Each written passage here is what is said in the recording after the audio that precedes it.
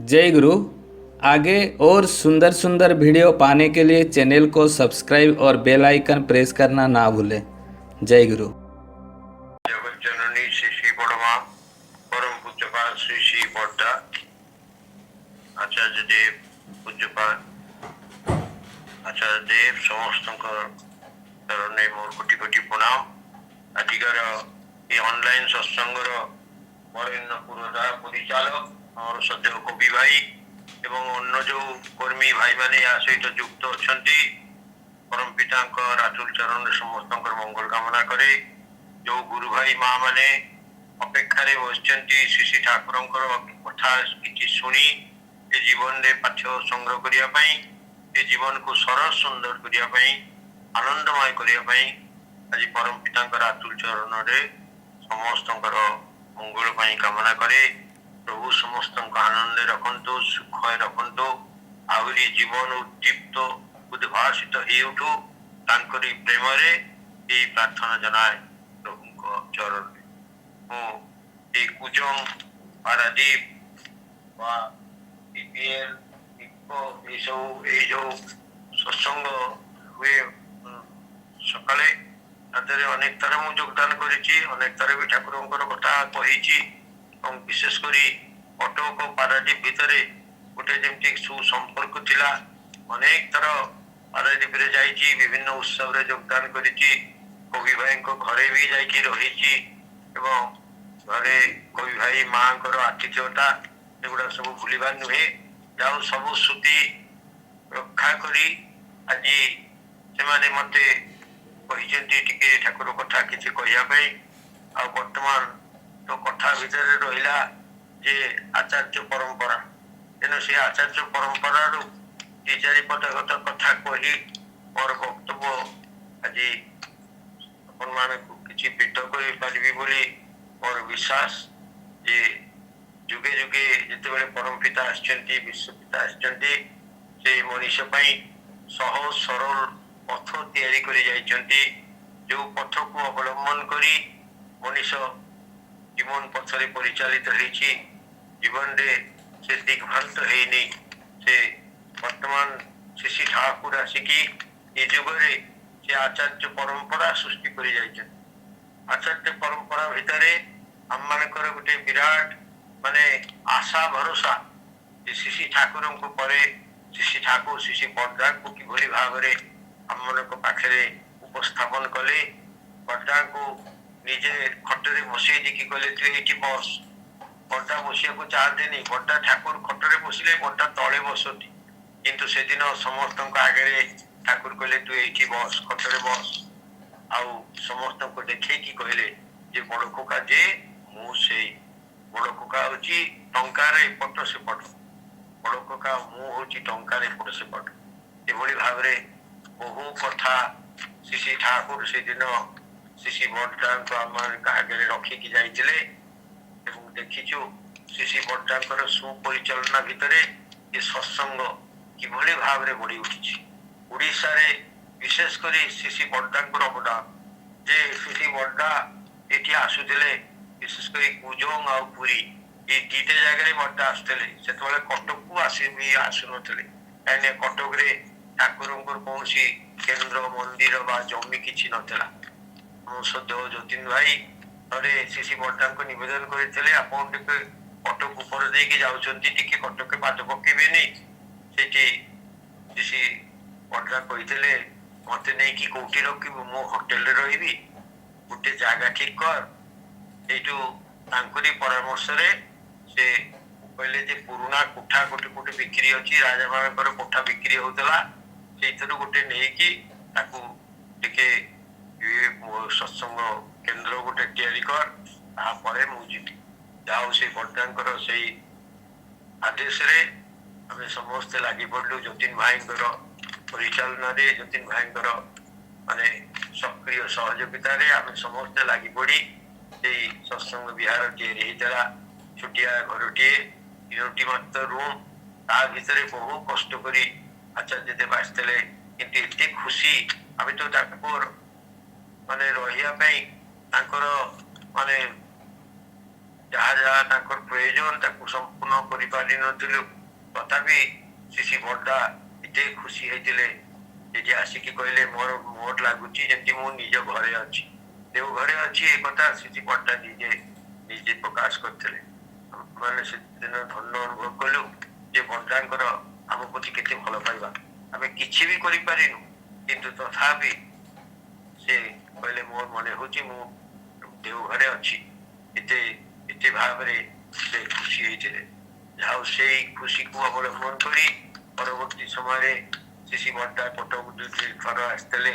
1976 ମସିହାରେ 77 ମସିହାରେ ଏବଂ କଟକରେ ଆସ୍ତେ ଆସ୍ତେ ସତ୍ସଙ୍ଗର କର୍ମଧାରା ବଢିଲା।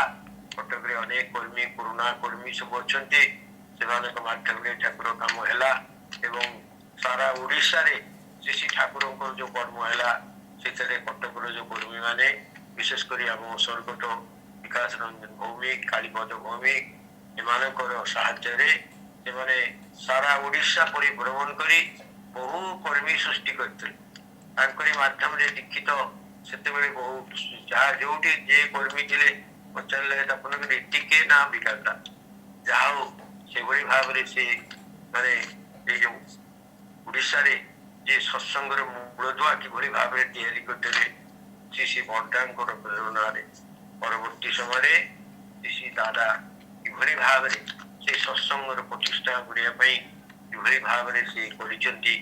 ଅନେକ ଥର କଟକ ଆସିଛନ୍ତି ଏବଂ କଟକରେ ଆସିକି ଦି ଥର କଟକରେ ଉତ୍ସବ କଲେ।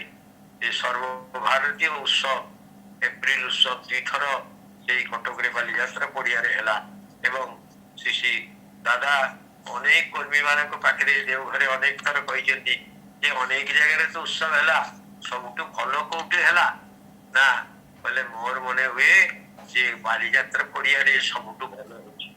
ସେଦିନ ଶ୍ରୀ ବଡା ସେଠି ପ୍ରକାଶ କରିଥିଲେ ଯେ ବାଲିଯାତ୍ରା ପଡିଆରେ ଶ୍ରୀ ଦାଦା କିଭଳି ଭାବରେ ସେ ସତ୍ସଙ୍ଗର ସମସ୍ତଙ୍କୁ ପ୍ରେରଣା ଦେଇ ଉତ୍ସାହ ଦେଇ ସେ ଉତ୍ସବ ସକ୍ସେସଫୁଲ ହେଇଥିଲା। ସେ ଉତ୍ସବରେ ସାରା ଭାରତବର୍ଷର କୋଣ ଅନୁକୋଣରୁ ବହୁ ଭକ୍ତ ଆସିଥିଲେ ଏବଂ ସେମାନେ ଆସିକି ଶ୍ରୀ ଠାକୁରଙ୍କ ଭାବଧାରା ଭିତରେ ଏଭଳି ଭାବରେ ମାନେ ଜୀବନ୍ତ ହେଇ ଉଠିଥିଲେ, ଏଭଳି ପ୍ରାଣବନ୍ତ ହେଇ ଉଠିଥିଲେ, ଯାହା ଭିତରେ ଦେଇ ପରବର୍ତ୍ତୀ ସମୟରେ ଓଡ଼ିଶାରେ ଶ୍ରୀ ଠାକୁରଙ୍କର କର୍ମ ସୁନ୍ଦର ଭାବରେ ସୁଚାରୁ ରୂପେ ସମ୍ପନ୍ନ ହେଲା। ଶ୍ରୀ ଦାଦା ତାଙ୍କର ଓଡ଼ିଶା ପ୍ରତି କେତେ ଭଲ ପାଇବା ଥିଲା ଦେଖାଯାଇଛି। ସେମାନେ ଆଶ୍ରମ ଭିତରେ ଠାକୁର ପରିବାର ଭିତରେ ଗୋଟେ ବଂଶଧାରା ଭିତରେ ଗୋଟେ ରହିଛି ପିତୃଭକ୍ତିର କଥା ଏବଂ ଶ୍ରୀ ବଡା କିଭଳି ଶ୍ରୀ ଠାକୁରଙ୍କୁ ଭଲ ପାଉଥିଲେ, ଠାକୁରଙ୍କୁ ସେବା କରି ଯାଇଛନ୍ତି। ଆଚାର୍ଯ୍ୟ ଶ୍ରୀ ଦାଦା କିଭଳି ଭାବରେ ବଡାଙ୍କର ସେବା କରି ଯାଇଛନ୍ତି ଯୋଉଟା କି ଆମେ ନିଜ ଆଖିରେ ଦେଖିଛୁ। ପୁରୀରେ ସେତେବେଳେ ଶ୍ରୀ ବଡା ଅସୁସ୍ଥ ଥାନ୍ତି, ପ୍ରତି ବର୍ଷ ଏପ୍ରିଲ ମାସରୁ ଏପ୍ରିଲ ମେ ଜୁନ ରେ ବର୍ଷା ଆରମ୍ଭ ପୂର୍ବ ପର୍ଯ୍ୟନ୍ତ ପୁରୀ ଧାମରେ ଅବସ୍ଥାନ କରନ୍ତି। ହଜାର ହଜାର ଲୋକ କର୍ମୀ ମାନେ ସମସ୍ତେ ସାରା ଓଡ଼ିଶାରୁ କେବଳ ସତ୍ସଙ୍ଗୀ ନୁହନ୍ତି ଅଶିକ୍ଷିତ ବି କେତେ ଲୋକ ଆସୁଥିଲେ ଶ୍ରୀ ବଡାଙ୍କୁ ଦର୍ଶନ କରୁଥିଲେ। ବଡାଙ୍କ ଭିତରେ ଦେଇ ସେମାନେ ଠାକୁରଙ୍କର ଜୀବନ୍ତ ଉପସ୍ଥିତି ସେମାନେ ଅନୁଭବ କରୁଥିଲେ ଏବଂ ସେ ଜଗନ୍ନାଥ ଧାମ ଯେଭଳି ଭାବରେ ଏ ସତ୍ସଙ୍ଗ ପରିଚାଳନା ଭିତରେ ଆହୁରି ପ୍ରାଣବନ୍ତ ହେଇ ଉଠିଥିଲା। ହଜାର ହଜାର କର୍ମୀ ସେମାନେ ଆସୁଥିଲେ, ହଜାର ହଜାର ଗୁରୁ ଭାଇ ମା ମାନେ ଅନୁପ୍ରାଣିତ ହଉଥିଲେ ଏବଂ ସେଇଠି ଦେଖିଛୁ ଯେ ଶ୍ରୀ ବଡା କୁ କିଭଳି ଭାବରେ ଶ୍ରୀ ଦାଦା ସେବା ଦେଇଛନ୍ତି। ଆମେ ନିଜେ ସନ୍ଧ୍ୟାବେଳେ ଯାଇକି ବସୁ, ଯେତେବେଳେ ସେ ବାହାର ଲନରେ ବସନ୍ତି ଶ୍ରୀ ବଡା ବସିଛନ୍ତି ବସିଛନ୍ତି ତାରି ଭିତରେ ହଠାତ୍ ବଡାକୁ ଟିକେ କାଶ ହେଲା। ସେ ଦାଦା ସେଇଟା କାଢି ନେଇକି କାଶ ବନ୍ଦ ହେଇଯାଏ। ଏମିତି ଦେଖିଛୁ କିଭଳି ଭାବରେ ପିତାଙ୍କର ସେବା କରାଯାଏ। ସେଇ ସେବା ଭିତରେ ଦେଇ ସେଇ ଆଚାର୍ଯ୍ୟ ପରମ୍ପରା କିଭଳି ଭାବରେ ରହିଛି। ବର୍ତ୍ତମାନ ଆଚାର୍ଯ୍ୟ ଦେବ ସେ କିଭଳି ଭାବରେ ଆମକୁ ଏ ସତ୍ସଙ୍ଗରେ ପରିଚାଳିତ କରୁଛନ୍ତି। ଯେତେବେଳେ ବିରାଟ ଶୂନ୍ୟତା ଶିଶି ଦାଦାଙ୍କର ଦେହାବସାନ ପରେ ଯେତେବେଳେ ଗୋଟେ ଶୂନ୍ୟତା ଆସିଲା ଯେ ମଣିଷ ଭିତରେ କିଭଳି ଭାବରେ ଆମେ ଶିଶି ଠାକୁରଙ୍କର କର୍ମ କରି ଚାଲିବୁ, ସେତେବେଳେ ବଳିଷ୍ଠ ନେତୃତ୍ୱ ଦେଇଛନ୍ତି ପୂଜ୍ୟପାଦ ବର୍ତ୍ତମାନ ଆଚାର୍ଯ୍ୟ ଦେବ ଆସି କହିଲେ ଯେ ବର୍ତ୍ତମାନ ଦୁଃଖର ସମୟ ନୁହେଁ, ଦୁଃଖର ସମୟ ଅତିବାହିତ ହୋଇଛି। ଦୁଃଖ ମଣିଷକୁ ଅବସାଦଗ୍ରସ୍ତ କରେ, ମଣିଷକୁ ଇନଆକ୍ଟିଭ କରେ। ତେଣୁ ଦୁଃଖ ନୁହେଁ, ଦୁଃଖକୁ ପରିହାର କରି ଆମେ ସୁଖର ସନ୍ଧାନରେ ଆମେ ଇଷ୍ଟଙ୍କୁ ଧରି ଚାଲିବୁ। ଇଷ୍ଟ ହିଁ ଆମ ଜୀବନର ଏକମାତ୍ର ହେଇ ଉଠିବ। ତାହେଲେ ଯାଇକି ସେ ଆମ ଭିତରେ ସେଇ ଶକ୍ତି ଜାଗ୍ରତ ହବ, ଇଷ୍ଟଙ୍କର କର୍ମ କରି ଆମର ଜୀବନକୁ ଧନ୍ୟ କରିପାରିବା। এইଭଳି ବଳିଷ୍ଠ ନେତୃତ୍ୱ ସେ ଆମମାନଙ୍କୁ ଦେଇଛନ୍ତି ଏବଂ ତାଙ୍କର ସେଇ ପଦେ ଦି ପଦ କଥା ଯେ କୋଟି କୋଟି ମାନେ ଗୁରୁ ଭାଇ ମାନଙ୍କ ଭିତରେ, ମା ମାନଙ୍କ ଭିତରେ ଏଭଳି ଭାବରେ ଗୋଟେ ମାନେ ପ୍ରେରଣା ସୃଷ୍ଟି କରିଛି ଯେ ବର୍ତ୍ତମାନ ସମସ୍ତେ ଲାଗି ପଡିଛନ୍ତି ଯେ ଆହୁରି ଇଷ୍ଟ କର୍ମ କିଭଳି ଭାବରେ ହବ, ଆହୁରି ସତ୍ ଦୀକ୍ଷା କେମିତି ହବ। ବିଭିନ୍ନ ଜାଗାରେ ସତ୍ସଙ୍ଗର ଯୋଉ ସବୁ କର୍ମ ବର୍ତ୍ତମାନ କରୋନା ରୋଗାକ୍ରାନ୍ତ ମଣିଷ, ଭାରାକ୍ରାନ୍ତ ମଣିଷ ଭିତରେ ଯେଭଳି ଭାବରେ ମଣିଷ ଟିକେ ଶିଥିଳ ହେଇ ପଡିଛି, ସେଇ ଶିଥିଳତାକୁ ଉଦ୍ଧାର କରି କିଭଳି ଭାବରେ ଆମେ ସକ୍ରିୟ ହେଉଠିବୁ, କିଭଳି ଭାବରେ ଆମେ ଇଷ୍ଟ କାମ କରିବୁ। ତେଣୁ ବଳିଷ୍ଠ ନେତୃତ୍ୱ ବର୍ତ୍ତମାନ ଆଚାର୍ଯ୍ୟ ଦେବଙ୍କର ରହିଛି। ସେ ଆଚାର୍ଯ୍ୟ ଦେବ ଯେ ସାଧାରଣ ବି ମଣିଷ ନୁହନ୍ତି, ତାଙ୍କ ଭିତରେ ବି କେତେ ଅଲୌକିକ କଥା ଘଟୁଛି। ମୁଁ ଦେଓଘରେ ଗୋଟେ ଘଟଣା ଶୁଣୁଥିଲି ଯେ ଆଚାର୍ଯ୍ୟ ଦେବ ଦିନେ ବସିକି ସକାଳେ ଗୋଟେ ଚିନାବାଦାମ ଛଡେଇକି ଖାଉଛନ୍ତି। ସେଇ ସମୟରେ ତାଙ୍କର ଯେ ଶିକ୍ଷକ ଥିଲେ ଏକଦମ ବୟବୃଦ୍ଧ ହେଇଯାଇଛନ୍ତି, ତାଙ୍କ ହାତ ଗୋଡ ଚାଲୁନି, ମାନେ ହାତ ଗୋଡ ଏତେ ଦରଜ ଯେ ସେ ଜମା କିଛି କାମ କରିପାରନ୍ତିନି। ସେଇ ଅବସ୍ଥାରେ ସେ ପୂଜନୀୟ ବର୍ତ୍ତମାନ ଆଚାର୍ଯ୍ୟ ଦେବଙ୍କ ପାଖରେ ଆସିଲେ। ଆଚାର୍ଯ୍ୟ ଦେବ ବସିକି ଚିନାବାଦାମ ଖାଉଥିଲେ। ଗୋଟେ ଚିନାବାଦାମ ନେଇକି ଦେଲେ ସାରଙ୍କୁ, ସାର୍ ଏଇଟା ଖାଆନ୍ତୁ। ସାର୍ କହିଲେ ମୁଁ କଣ ଚିନାବାଦାମ ଛଡେଇ ପାରିବି, ଆଉ ମୋ ତ ଦେହରେ ବଳ ନାହିଁ, ମୋ ହାତ କିଛି କାମ କରୁନି। କହିଲେ ଦେଖନ୍ତୁ ଟିକେ ଚେଷ୍ଟା କରନ୍ତୁ। ବୋଲେ ସେଇଠି ତାଙ୍କର କଣ କଲେ, ସେଇ ଚିନାବାଦାମ ନେଇକି ଟିକେ ଚାପୁ ଦେଲେ। ଯେମିତି ଚାପୁ ଦେଲେ ସାଙ୍ଗେ ସାଙ୍ଗେ ବାଦାମଟି ଖୋଲିଗଲା ଏବଂ ତା ପରବର୍ତ୍ତୀ ସମୟରେ ସେ ସାର୍ ଆଶ୍ଚର୍ଯ୍ୟ ହେଇଗଲେ ଯେ ତାଙ୍କ ହାତରେ ଯୋଉ ଦରଦ ଥିଲା, ତାଙ୍କ ହାତଟା ଯେଭଳି ଭାବରେ ମାନେ ଇନଆକ୍ଟିଭ ହେଇଯାଇଥିଲା, କିନ୍ତୁ ଦେଖାଗଲା ସେ ପୂଜନୀୟ ବାବା ଏଇଟା ଏ ଯୋଉ ଚିନାବାଦାମଟି ଦେଲେ ବୋଲେ ଏଟିକୁ ଛଡାନ୍ତୁ। ସେଠି ଛଡେଇଲା ପରେ ପରେ ତାଙ୍କ ହାତ ଭିତରେ, ଦେହ ଭିତରେ ଏଭଳି ଗୋଟେ ଶକ୍ତି ଆସିଲା ଯେ ସେ ମାନେ ପୁରା ପୂର୍ବ ଭଳିଆ ଏମିତି କର୍ମଠ ହେଇ ଉଠିଲେ। ଏମିତି ଅନେକ ଅଲୌକିକ ଘଟଣା ଘଟିଛି। ଅଲୌକିକ ଘଟଣା ଏଭଳି ଅଭାବରେ ଅଛି, ଯାହା ଭିତରେ ଦେଇ ବର୍ତ୍ତମାନ ଆଚାର୍ଯ୍ୟ ଦେବ ସେ ଯେ ସାଧାରଣ ନୁହନ୍ତି, ସେ ଯେ କିଭଳି ଭାବରେ ଇଷ୍ଟ ସେବା କରି ଆମମାନଙ୍କୁ ଇଷ୍ଟ ପଥରେ ଆଗେଇ ନେଉଛନ୍ତି, କିଭଳି ଭାବରେ ସେ ଆମକୁ ଏଇ ପରମ ପ୍ରେମଙ୍କର ଯୋଉ କର୍ମ, ଯୋଉ ଅଭିଷ୍ଟ କର୍ମ ଯୁଗ ଯୁଗ ଧରିକି ସେ କର୍ମ ରହିବ। ଶ୍ରୀ ଠାକୁର କହିଛନ୍ତି 10,000 ବଜାର ଭିତରେ ଆଉ ଆସିବାକୁ ପଡିବନି। ଏ ଆଚାର୍ଯ୍ୟ ପରମ୍ପରା ଭିତରେ କିଭଳି ଭାବରେ ଆମେ ସମସ୍ତେ ସକ୍ରିୟ ରହିବୁ, ତାହାରି କେତେ କେତେ ଘଟଣା ଘଟି ଚାଲିଛି। ଏ ଘଟଣା ମାନଙ୍କର କେତେ କଥା ସବୁ ରହିଛି। ଯେ ଗୋଟେ ଘଟଣା କହେ, ମୁଁ 4-5 ବର୍ଷ ତଳେ ଯାଇଥିଲି ଆଶ୍ରମରେ, ଏମିତି ଡିସେମ୍ବର ମାସରେ ଏମିତି ବୁଲିବାକୁ ମନ ହେଲା, ଯାଇକି ଆଶ୍ରମରେ 2-4 ଦିନ ଖଣ୍ଡେ ରହିଲି। ସେଇଠି ଗୋଟେ ଘଟଣା ଶୁଣିଥିଲି ଯେ ଆମେରିକାରୁ ଜଣେ ଦମ୍ପତି ଯୁବକ ସ୍ୱାମୀ ସ୍ତ୍ରୀ 2 ଜଣ ଠାକୁରଙ୍କ ସତ୍ମନ୍ତେ ଦୀକ୍ଷା ଗ୍ରହଣ କରିଛନ୍ତି ଏବଂ ସେମାନେ ଭାରତ ବର୍ଷରେ ଆସିଛନ୍ତି ଦେଓଘର ଆଶ୍ରମ ବୁଲିବା ପାଇଁ, ଶ୍ରୀ ଦାଦାଙ୍କୁ ଦର୍ଶନ କରିବା ପାଇଁ। ଏଇଭଳି ଭାବରେ ସେମାନେ ଆସିକି ଆଶ୍ରମ ବୁଲାବୁଲି କରୁଛନ୍ତି। ପ୍ରଥମେ ସେମାନେ ଗଲେ ପୂଜନୀୟ ବାବାଇଦାଙ୍କ ପାଖରେ। ବାବାଇଦାଙ୍କ ପାଖରେ ଯାଇକି ପରିଚୟ ଦେଲେ ଯେ ଆମେ ଆମେରିକାରୁ ଆସିଛୁ ଏବଂ ଆମେ ସ୍ୱାମୀ ସ୍ତ୍ରୀ ଉଭୟ ଠାକୁରଙ୍କ ସତ୍ମନ୍ତେ ଦୀକ୍ଷା ଗ୍ରହଣ କରିଛୁ। ଆମେ ଦୀକ୍ଷା ଗ୍ରହଣ କଲା ପରେ ଆମେ ଠାକୁରଙ୍କ ନୀତି ନିୟମ ଠିକ ଭାବେ ପରିପାଳନ କରି ଚାଲିଛୁ। ଏବେ ନିକଟରେ ତା ସ୍ତ୍ରୀ, ସ୍ୱାମୀ ସ୍ତ୍ରୀ 2 ଜଣ ଆସିଛନ୍ତି। ସ୍ତ୍ରୀ ଅନ୍ତଃସତ୍ତ୍ୱା ଅଛି, ସେଠିକାର ମେଡିକାଲରେ ଦେଖେଇଥିଲେ।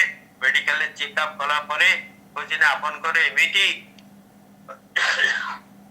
ଅସୁବିଧା ଅଛି ଯେ এই ডেলিভারি সময় আপনার জীবন সংশয় আছে এই কথা তাকে କହିଛନ୍ତି ସେମାନେ কিন্তু সে কথা বিশ্বাস କରିନାହାନ୍ତି କହିଲେ ଚାଲନ୍ତୁ ଆମେ ଚାଲ ସ୍ୱାମୀ ସ୍ତ୍ରୀ ଉଭୟ କହିଛନ୍ତି ଚାଲ ଆମେ ଦେଓଘର ଯିବା ଦାଦା ଅଛନ୍ତି ଆମେ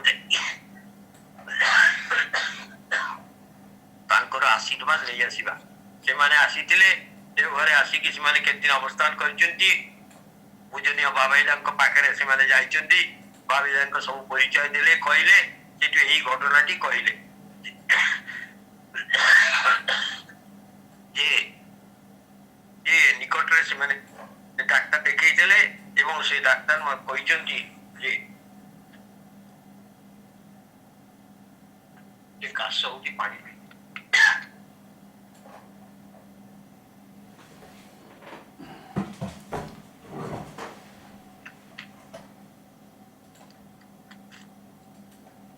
ସେଠି ସେମାନେ ସେ ପୂଜନୀୟ ବାବାଇଦାଙ୍କ ପାଖରେ ନିବେଦନ କଲେ ଯେ ଆମେ ଡାକ୍ତର ଦେଖେଇଥିଲୁ ସେ ଡାକ୍ତର କହିଲେ ଏଭଳି ଗୋଟେ କମ୍ପ୍ଲିକେସନ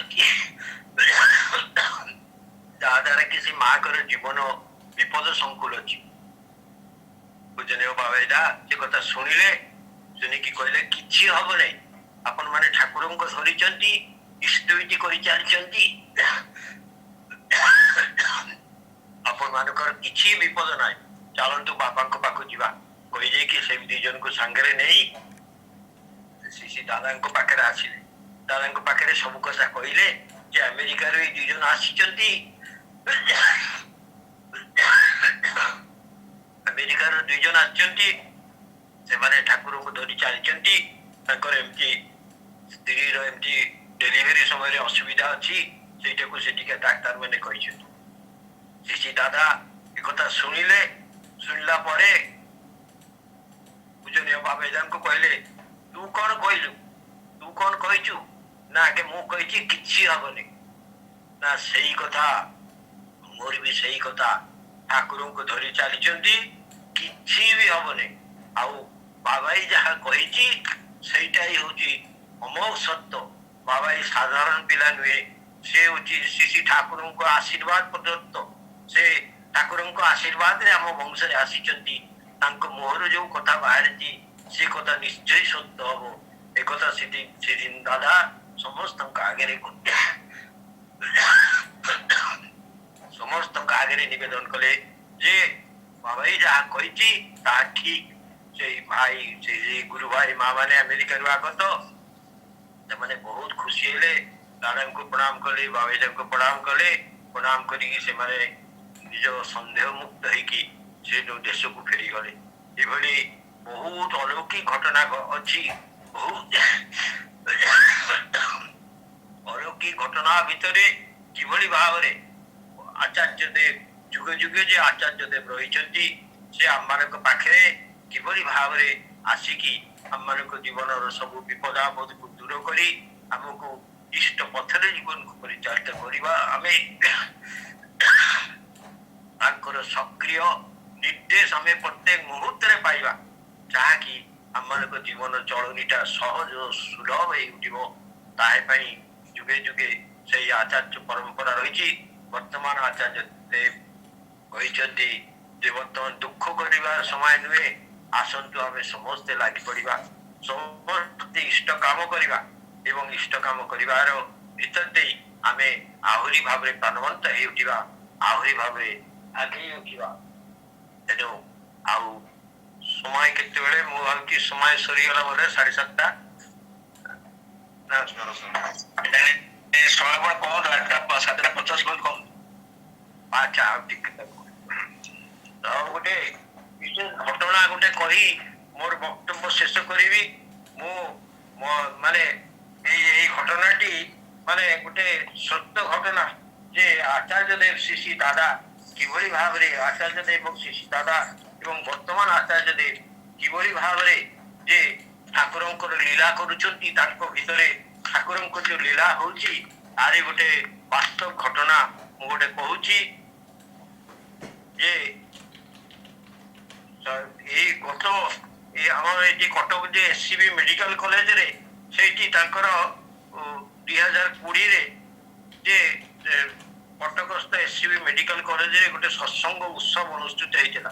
ସେଠି କଲିକତାରୁ ନୀଳରତନ ମେଡିକାଲ କଲେଜର ପ୍ରଫେସର ତଥା ସହପତି ଋତିକ ଡାକ୍ତର ଶ୍ରଦ୍ଧାପ୍ରିୟ ବସୁ, ଯୋଉଟାକି ଆମେ ସମସ୍ତେ ଜାଣୁ, ଜଣେ ଅତି ଭକ୍ତ ଲୋକ ଏବଂ ଶିଶି ବଡ୍ଡା ଶିଶି ଦାଦାଙ୍କର କିଭଳି ଭାବରେ ସେବା କରିଛନ୍ତି, ଧନ୍ୟ ହେଇଛନ୍ତି, ସେଇ ଡାକ୍ତର ଶ୍ରଦ୍ଧାପ୍ରିୟ ବସୁ ସେ ଆଲୋଚନା ମାଧ୍ୟମରେ କହୁଥିଲେ ଏକଥା, ମାନେ ଗୋଟେ ଘଟଣା ଯେ କିଭଳି ଭାବରେ ଯେ ବର୍ତ୍ତମାନ ସେଇ ଶ୍ରୀ ଠାକୁରଙ୍କର ଯୋଉ ଧାରା ସେ ଆଚାର୍ଯ୍ୟ ପରମ୍ପରା ଭିତରେ କିଭଳି ଭାବରେ କାମ କରୁଛି, ଯାହାର ଅନେକ କଥା ଆମର ଏବେ ବି ଦୁର୍ବୋଧ୍ୟ, ଆମେ ବି ତାକୁ ଭାବି ପାରୁନୁ।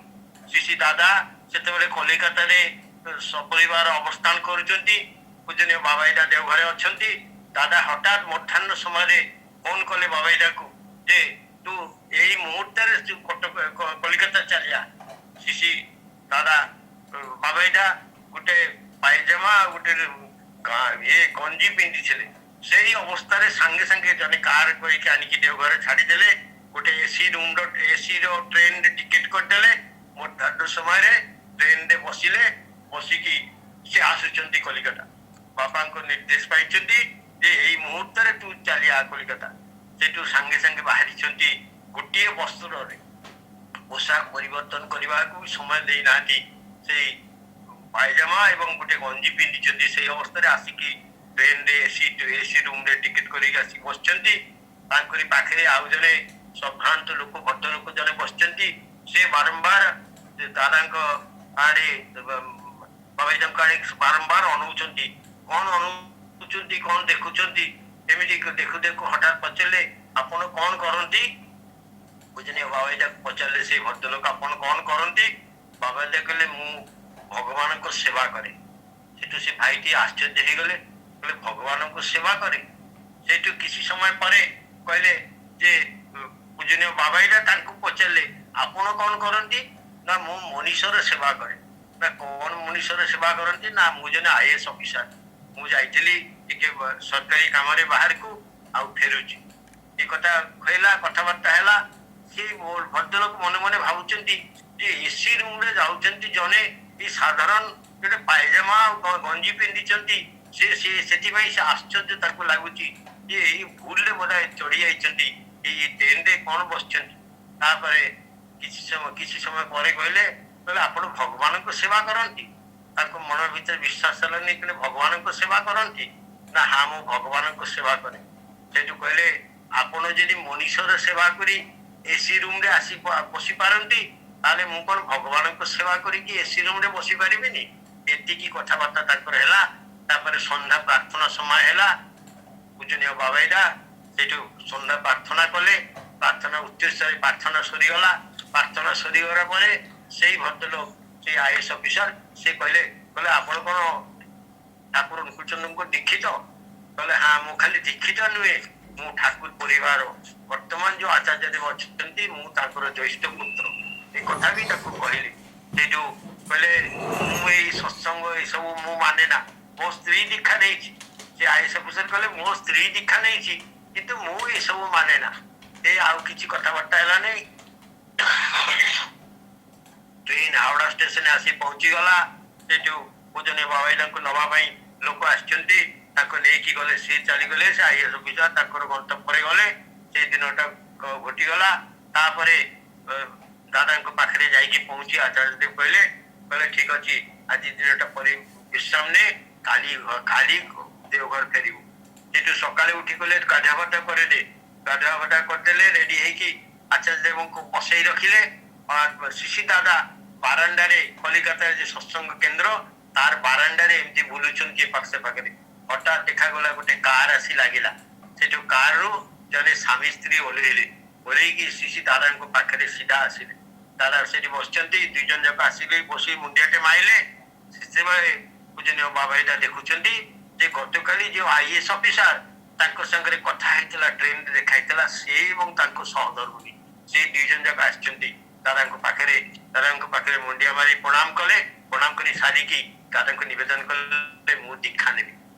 ସେଠି ଯେମିତି ଦୀକ୍ଷା ନେବି କହିଲେ, ଶିଶି ଦାଦା ସାଙ୍ଗେ ସାଙ୍ଗେ ପୂଜନୀୟ ବାବାଇଦାଙ୍କୁ କହିଲେ ଯା ଦୀକ୍ଷା ଦେଇକି ଆ। ସେଠି ବାବାଇଦା ସାଙ୍ଗେ ସାଙ୍ଗେ ଉଠିଲେ, ସ୍ୱାମୀ ସ୍ତ୍ରୀ ଦୁଇ ଜଣ ଗଲେ। ସ୍ତ୍ରୀ ଆଗରୁ ଦୀକ୍ଷିତ ଥିଲେ, ସ୍ୱାମୀ ଦୀକ୍ଷା ନେଲେ। ଦୀକ୍ଷା ନେଲା ପରେ ସେମାନେ ଆସିଲେ, ଦାଦାଙ୍କ ସାଙ୍ଗରେ ବସି ଟିକେ କଥାବାର୍ତ୍ତା କଲେ। କଥାବାର୍ତ୍ତା କଲା ପରେ ସେମାନେ ଦାଦାଙ୍କୁ ପ୍ରଣାମ କରି ତାଙ୍କର ଘରକୁ ତାଙ୍କର ଫେରିଗଲେ।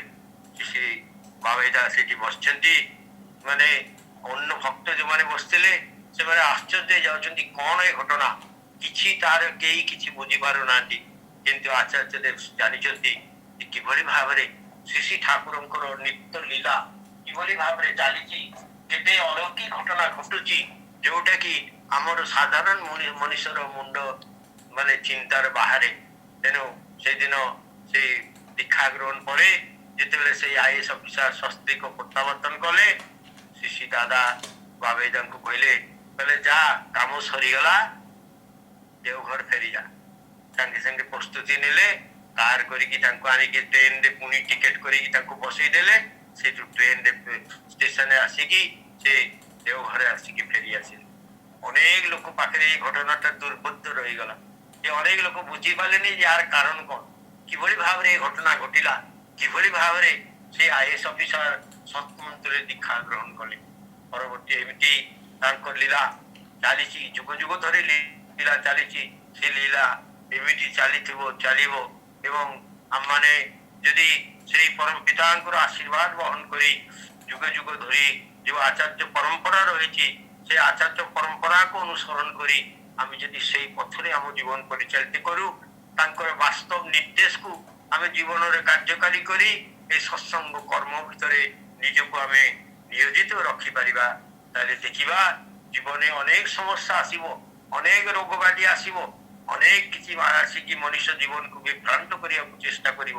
କିନ୍ତୁ ଯୋଉମାନେ ସେ ମୂଳଦୁଆ ସେଇ ଆଚାର୍ଯ୍ୟ ପରମ୍ପରାକୁ ଅନୁସରଣ କରି ଚାଲିଥିବେ, ଯୋଉମାନେ ଶ୍ରୀ ଠାକୁରଙ୍କର କଥାକୁ ମାନିକି ସେ ଯେ ଆଚାର୍ଯ୍ୟ ପରମ୍ପରା ସୃଷ୍ଟି କରିଛନ୍ତି, ତାରି ଭିତର ଦେଇ ଶ୍ରୀ ଠାକୁରଙ୍କ ଜୀବନ୍ତ ସ୍ପର୍ଶ ସେମାନେ ଲାଭ କରିବେ। ପ୍ରତ୍ୟେକ ମୁହୂର୍ତ୍ତରେ ସେମାନେ ଦେଖିବେ ପ୍ରଭୁ ଅଛନ୍ତି, ପ୍ରତ୍ୟେକ ମୁହୂର୍ତ୍ତରେ ସେ ଆମ ପାଖରେ ରହିଛନ୍ତି, ପ୍ରତ୍ୟେକ ଜୀବନର ପଥରେ ସେ ଆମକୁ ପଥ ଦେଖାଉଛନ୍ତି। ଆମର ଚାଲିବାର ପଥଟା କେମିତି ସହଜ ହବ, ସରଳ ହବ, ଆମେ କିଭଳି ଭାବେ ଜୀବନରେ କୋଉଠି ବିଭ୍ରାନ୍ତି ହବା ନାହିଁ, କୌଣସି ଭୁଲ ଭ୍ରାନ୍ତି ଆସି ଆମର ପଥରୁ ଆମକୁ ବିଚ୍ୟୁତ କରିବ ନାହିଁ। ସେଥିପାଇଁ ପରମ ଦୟାଲ ଦୟା କରି କୃପା କରି ଏ ଆଚାର୍ଯ୍ୟ ପରମ୍ପରା ସୃଷ୍ଟି କରି ଯାଇଛନ୍ତି। ଯୁଗ ଯୁଗ ଧରି ସେ ଆଚାର୍ଯ୍ୟ ପରମ୍ପରା ରହିବ।